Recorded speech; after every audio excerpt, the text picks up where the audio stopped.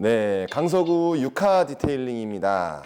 오늘은 일반적인 세차하고 디테일링 세차하고 어떤 차이점이 있을까? 디테일링 세차장이라고 이름이 붙여진 업장들은 되게 많은데 일반 세차하고 비교해봤을 때 크게 차이점을 못 느끼셨다 라고 이제 생각하시는 분들이 상당히 많았어요.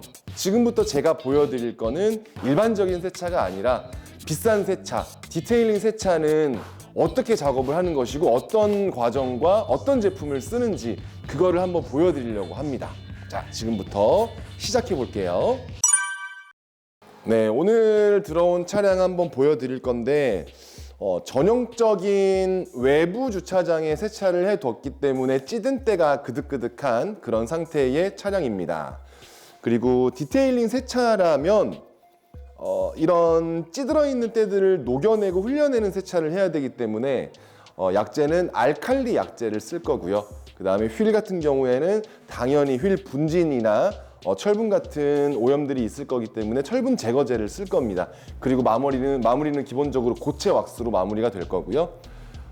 그리고 이쪽에서 제가 발견한 것들이 있는데, 네, 이쪽에는 이게 새똥인지, 네, 새똥 같네요. 이런 것들이 묻어 있을 때 물티슈로 그냥 문질러서 작업을 하게 되면, 혹은 녹이지 않고 바로 문질러서 작업을 하게 되면 새똥은 새가 모이를 먹으면서 모래까지도 먹습니다. 그게 배설물로 나오면은 얘는 그냥 자갈이라고 보시면 돼요. 자갈 위에 물티슈를 가지고 문지른다. 도장면이 망가지겠죠. 그렇기 때문에 이 부위는 이 부위에 맞는 약재를 써서 녹여내고 흘려내야 되는 작업을 해야 되는 겁니다. 네, 좀 전에 말씀드렸듯이 이 차량은 전형적인 외부 주차장에 주차가 돼 있었던 게 확실한 게, 이쪽에 보면은 이런 그 나무 열매 찌꺼기 같은 것들이 많이 끼어 있고요. 그리고 자세히 보면 이 유리나 도장면 틈새, 이런 틈새 사이에도 상당히 오염이 많이 찌들어 있고 끼어 있는 것을 볼 수 있습니다. 여러분들이 가장 놓치는 분들 중에 하나가 이런 힌지 사이 끼어 있는 오염들, 이거 어떻게 할 것인가 라는 점에 대한 의문점이 있는데, 얘네 같은 경우에도 마찬가지예요. 이렇게 찌들어 있는 오염은 어쩔 수 없이 얘네를 녹일 수 있는 조금은 강한 약재를 써서 녹여주고 브러쉬질을 통해서 녹여낸 후에 물로 흘려내 줘야 됩니다. 이따가 보여드릴 거고요. 네, 그리고 휠 같은 경우에도 제가 추구하는 목표치는 이렇게 때를 문질렀을 때 지금 오염이 좀 묻어 나오는 거죠. 말랐을 때도 이 때가 없는 수준까지, 말 그대로 혀로 핥아도 되는 수준까지 그렇게 만들어내는 게 디테일링 세차의 목표라고 봅니다. 먼저 작업 시작하기 전에 자동차 위에 올라와 있는 큰 오염들부터 날려버리고 시작할게요.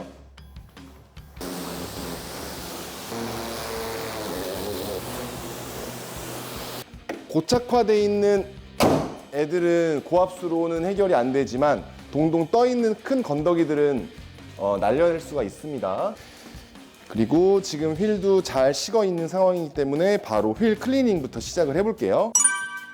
네, 휠 클리닝 하기 전에 저는 전체적인 도장면 플러스 휠까지 철분 제거제 얘를 쓰는데요. 철분 제거제는 뿌려가면서 제가 왜 필요한지, 얘가 어떤 역할을 하는지, 왜 좋은지까지도 한번 설명을 드릴게요. 자, 일반적으로 철분 제거제를 왜 써야 하는지, 그리고 철분 제거제가 하는 역할은 뭔지 잘 모르고 그냥 쓰시는 분들이 계세요. 근데 저는 이렇게 직원들 교육을 하는 게, 어렸을 때 모래 위에 자석 갖다 대면 이렇게 철가루가 달라붙잖아요.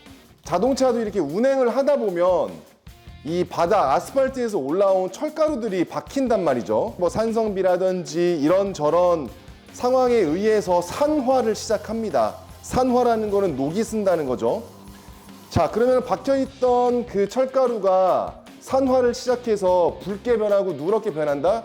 그럼 이렇게 하얀 차들 같은 경우에는 전체적으로 차가 누렇게 보이는 범인이에요, 걔가. 옛날 차들의 특징을 보면은 상당히 막 누래져 있잖아요, 차가. 그게 어떻게 보면은 철분의 역할을, 철분 때문에 그렇게 누렇게 보이는 효과를 보입니다. 그래서 철분 제거는 이렇게 세차하기 전에 넉넉히 뿌려줘서 반응을 하게 둬야 되는 거죠. 그래서 철분 제거제가 궁극적으로 하는 역할은 도장면 위에 올라와 있는 철 가루들을 녹여냄으로써 차를 좀 더 하얗게 만들어주는 역할을 한다는 거죠.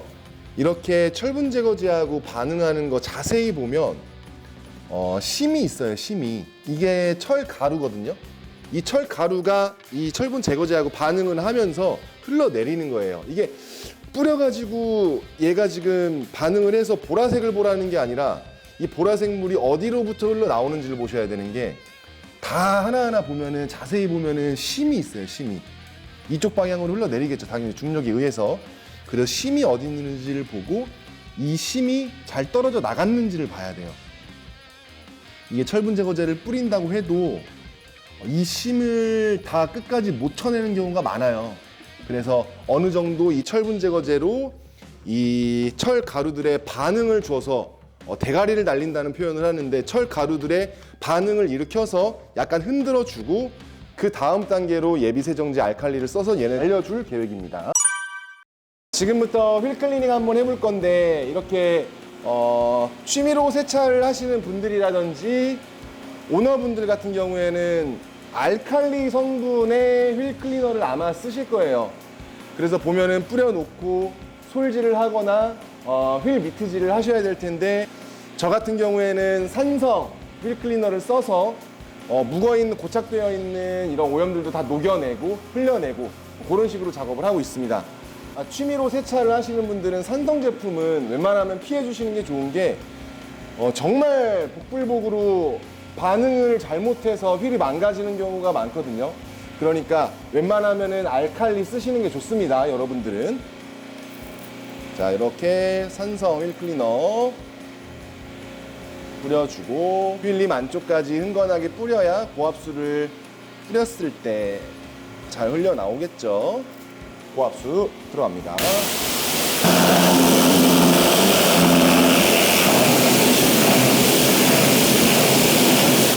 자, 휠은 클리닝이 된 상황이고 타이어도 갈변이라는 것을 제거를 해줄 건데, 자, 갈변이 뭘까요? 이 갈변이라는 거는 마찬가지 타이어에도 유기물이 고착이 돼서 타이어 안쪽으로 그 유기물이 파고드는 건데 어떻게 보면은 이 과정이 있어야 되는 이유 중에 하나가 맨 마지막 단계에서 타이어 광택제를 바를 건데 그 타이어 광택제가 잘 달라붙어 있고 오래 유지가 되기 위한 기반이기도 하고요. 그리고 전체적으로 차를 봤을 때 차가 예뻐 보이는 방법 중에 하나가 이 타이어가 새까말 때 진짜 차가 예뻐 보이거든요. 그래서 저는 꼭 넣는 과정 중에 하나가 이 타이어 갈변 제거입니다. 자, 먼저 갈변을 제거할 수 있는 약재 도포합니다. 뿌려주고 슬슬 반응을 시작하죠. 반응을 시작할 때 브러쉬를 통해서 긁어줍니다. 잘 올라오죠? 갈변 진짜 잘 올라오죠? 이렇게 갈변 제거할 수 있는 약재, 갈변 제거제를 통해서 갈변을 긁어주고 휠 하우스 안쪽도 브러쉬질을 해줍니다. 이게 사소한 부분들, 내가 생각지도 못했던 여기까지 해야 돼? 라고 했던 부분까지 손이 가야 나중에 전체적으로 봤을 때 차가 되게 예뻐 보이는 효과를 좀 보입니다. 이렇게 시간 한 30초에서 1분 정도 반응 시간 두고요.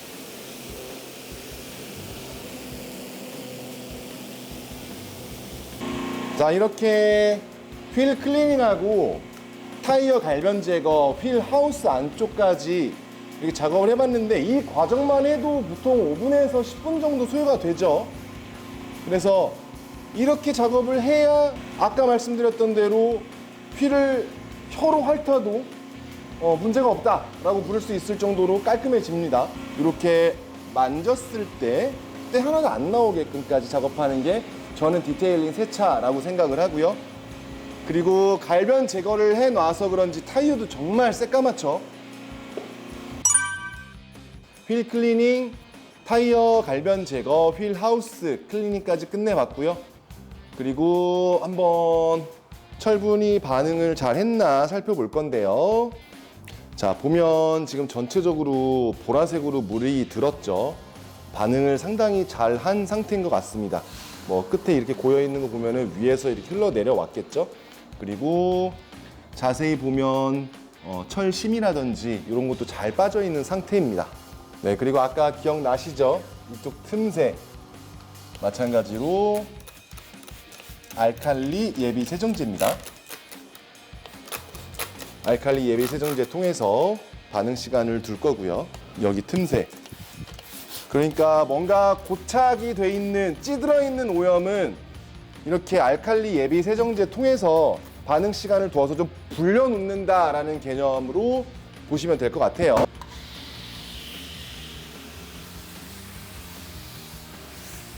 네, 방금 보셨듯이 저는 폼 렌스 이용해서 전체적으로 거품을 도포를 해줬는데, 제가 폼 렌스를 쓰는 가장 큰 이유 중에 하나가 폼으로 얘를 도포를 하게 되면 거품이 이렇게 얹어 있습니다. 올라와 있습니다.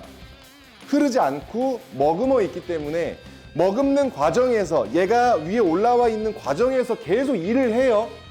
유기물이라든지 아까 봤었던 찌든 오염들에 계속 타격을 하면서 녹여냅니다. 중요한 건 녹여내는 세차를 한다는 거예요. 계속 일을 하게 두는 거죠. 이렇게 2분에서 3분 정도를 계속 일을 하게 둡니다. 불려주고 오염을 녹여내주고 그리고 이런 틈새에도 잘 타격이 돼 있는지를 확인하면서 오염을 잘 녹이고 있는지를 확인을 합니다. 네, 아까 봤었던 이런 새똥 같은 것도 잘 녹아나죠. 그래서 문질문질 하면서 흘려내 줍니다. 이 틈새 사이들, 틈새에 찌들어 있는 오염들 싹 긁어내 주죠. 브러쉬질을 할 때도 제품 선택을 잘 하셔야 되는 게, 거친 걸 쓰면은 거친 만큼 도장면에 무리를 준다는 거예요. 그러니까 가장 좀 부드러운 걸 쓰시는 게 좋고요. 기본적으로 데미지를 최소화할 수 있는 그런 제품을 쓰셔야 합니다.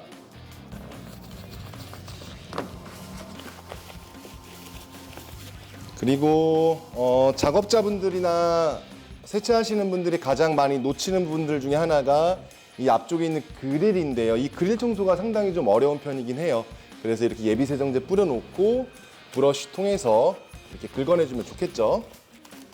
긁어내주고, 엠블럼 같은 경우에도 브러쉬 통해서 한 번씩만 긁어줘도 오염이 잘 녹아납니다. 나뭇가지라든지 나무 열매 같은 거 진짜 많았잖아요. 그거 잔여물들도 브러쉬로 이렇게 한번 문질러 주고요. 그 다음에 유리하고 플라스틱에도 틈새가 있습니다. 이 부분들도 한 번씩 타격을 합니다. 디테일링 세차라 함은 이 틈새의 디테일이 좀 중요하거든요. 그래서 한 번만 쭉 가도 녹을 수 있는 약재를 쓰시는 게 좀 중요하다고 보고요. 그리고 중요한 거는 이 브러쉬를 쓸 때도 너무 거친 브러쉬가 아니라 상당히 부드러운 그런 브러쉬를 쓰셔야 된다는 거. 그리고 가장 문제가 됐었던 트렁크 쪽이죠. 유리하고 도장면 사이 틈새, 이게 디테일. 틈새도 싹싹 브러쉬 통해서. 이 틈새는 미트질을 해가지고 날릴 수 있는 틈새가 아니에요. 이런 브러쉬를 무조건 써야 됩니다. 그때 긁혀 나오죠. 어마어마하게 긁혀 나옵니다. 그리고 아까 제가 약재 도포를 좀 해놔서 그런지 많이 불어났네요. 마찬가지로 브러쉬질 들어갑니다. 이런 부분들도 브러쉬질 해서 잘 긁어내 주고요. 그리고 어차피 고압수로 한번 밀어내면서 마무리를 할 거기 때문에 이렇게 큰 오염들만 브러쉬로 긁어준다라는 생각으로 마무리를 하겠습니다. 예비 세정, 알칼리 예비 세정제로 불려주고 둥둥 떠있는 오염들 녹여줬고, 틈새 박혀있던 오염들 싹 다 브러쉬로 긁어내 줬어요. 그 그러면 지금 어느 정도 약재도 흘러내렸고 반응도 잘 한 것 같으니까 한번 헹궈내 보겠습니다.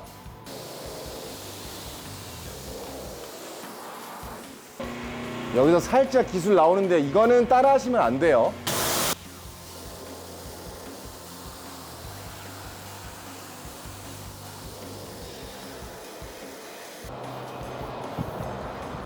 자, 예비 세정 끝났고 이제 본 세차 들어가는데 예비 세정제를 뿌렸던 거는 알칼리 세제였고요. 지금 뿌릴 거는 중성 샴푸, 미트질을 할 윤활성만 줄 수 있는 샴푸입니다. 자, 뿌려볼게요.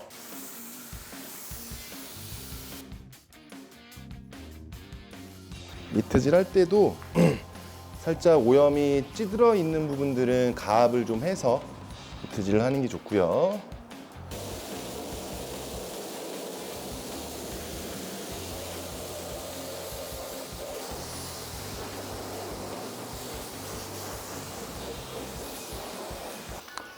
자, 오케이. 이렇게 미트질 했었던 오염들까지 싹 다 걷어내 줬는데요. 차가 진짜 하얘졌어요. 뭐 여러 과정이 있었죠. 철분 제거제도 뿌렸고 철분도 제거해 줬고 그다음에 알칼리 예비 세정제를 통해서 오염들도 다 녹여내 줬고 그다음에 폼 샴푸 통해서 마지막으로 마차를 통해서 본 세차까지 마무리해 놓으니까 아까 정말 누랬었던 차가 지금은 살아났습니다. 새 차 느낌 나네요. 자, 이 상태에서 다음 작업으로 넘어가 볼 건데요. 확실히 를 하고 나면은 광이 올라오죠. 정말 자연스럽게 반짝이는 새 타이어 느낌을 줄 수 있는 그 표현이 맞을까요?